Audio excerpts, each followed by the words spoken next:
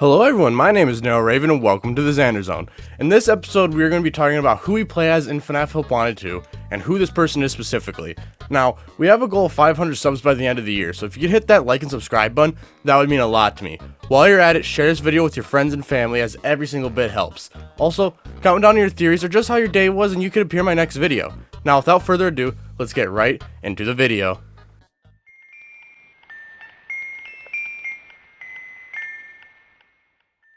Okay, so before we get into this, these theories are not 100% my theory. It's more 90% my theory. I was late to FNAF Help Wanted 2 and didn't want to spoil myself, so I've heard some things about this. So, disclaimer, any similarities to anyone else's theories is pure coincidence. I find theory crafting fun and I didn't want to spoil FNAF Help Wanted 2 for myself. Now that's out of the way, let's get into the theory. So, who do I think we play as? Well, I specifically think we play as two characters who are technically one and the same. I think we play as Cassie's father, who was later turned into the mascot at the beginning of FNAF Ruin. Now, why do I think this? Well, first, let's talk about Mystic Hippo and the other animatronics voice lines.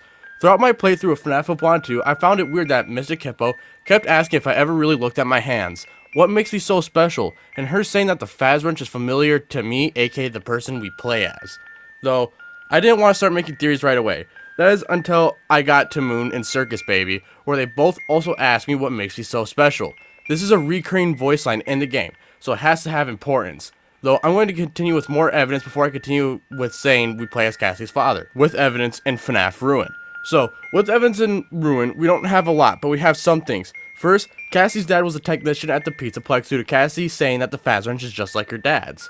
Secondly, the mascot has Bonnie's ears, and this normally wouldn't mean much. With Cassie's dad, it does, as favorite animatronic is Bonnie. Lastly, there's a sticky note you can find over in Roxy's salon, where is a note left by Cassie's dad saying he's going to be gone for a while, emergency contacts, and money for food on the table. So, there's all our evidence put together, so I'm going to try to make ourselves a story.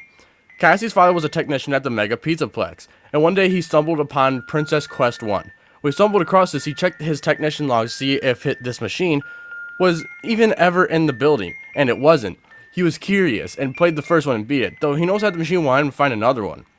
He later found Princess Quest 2 and finished this one too, though when he went to the third one, he couldn't play it. The machine rejected him. He was pretty upset about this, and a little bit after, there was an all-staff meeting. Cassie's father rejected this invite to the meeting and didn't attend. A little after the events of security breach, Cassie's father was thinking about those machines and decided to go back. Knowing that it might take a while, he left money and emergency contacts for Cassie while he went to quote-unquote work. This leads us to the events of FNAF Help Wanted 2, where Cassie's father went looking for Princess Quest 3, but instead found the fourth one, and it wanted him to play. He tried finding a coin, and despite his best efforts, he was turned into a staff bot by the bad ending of the game. Though, he wasn't done. It didn't matter if he was a staff bot or not, he was going to finish this game. He eventually did get to a coin that allowed him to play, and he continued. When he played Princess Quest 4, the princess eventually told him to take the sword, which he did. Cassie's father was confused with everything that was happening, everyone asking him if he remembers, what makes him so special, and eventually, the graves he came across. 6 of them with different numbers. It's like the game was trying to remind him of something, and once he lit all the gravestones, the floor opened and he found his old Bonnie mask. It was familiar to him, but he doesn't remember from where. Though this mask belonged to the bully that caused the bite of 83, the same mask that belonged to Cassie's father. Though, to continue, he finds Old Man Consequences and trades his mask for the Glitch Trap plush. He goes into the sister location elevator and finds himself in a claw machine in which Vanny takes Glitch Trap, crushes him, and leaves, trapping Cassie's father in the machine forever.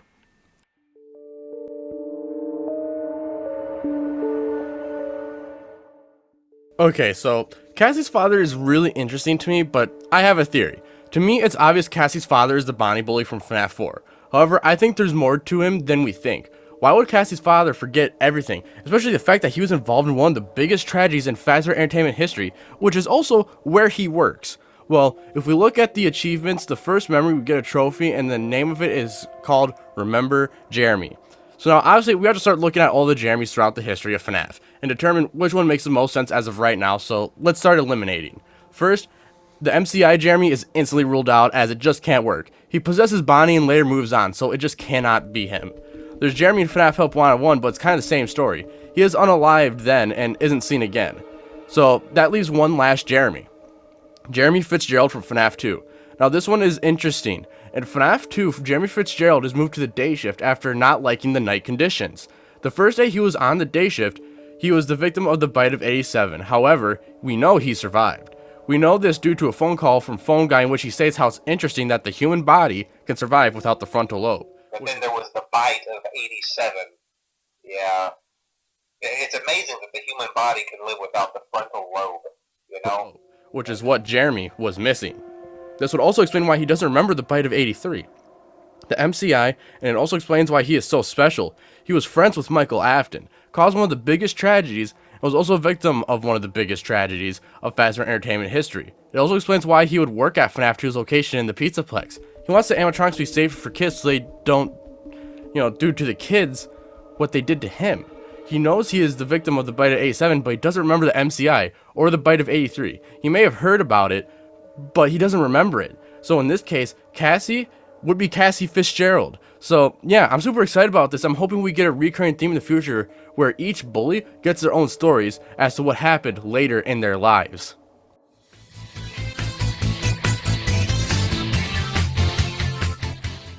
There are still a lot of issues with this theory, such as with FNAF, anything can happen, and Cassie's father could be FNAF Help Wanted 1 Jeremy. And also, that a frontal lobe injury could really mess you up, so if he was the bite of 87 victim, he probably wouldn't be a talented technician at Fazbear's Entertainment. Lastly, we are still finding out about Cassie's father. We still are in the early stages of his stories. And also remember, we didn't know the identities of Michael and William until confidently FNAF's Dislocation Pizzeria Simulator, so there's still time for a wrench to be thrown into all this. Also, there's still a chance FNAF Help Wanted 1 Jeremy is also FNAF 2 Jeremy. I just find it hard to believe because of the way he unalived himself. I don't think he'd come back from that very easily.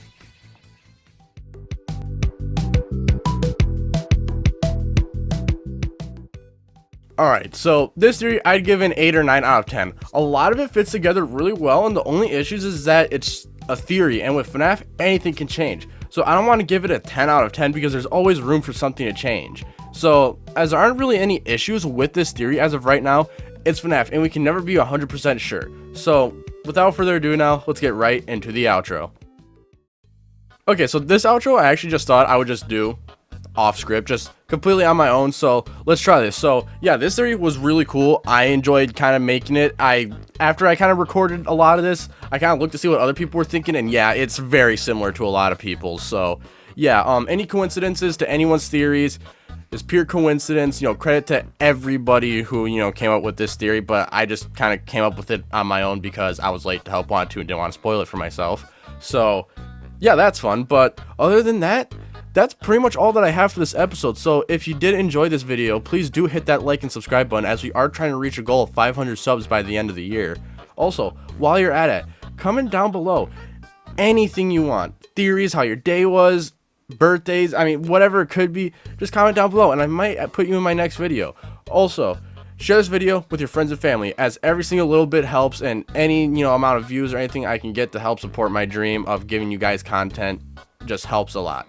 So yeah, that's all I have for today's episode. I hope you all enjoyed. Have a great day, stay safe, and peace out.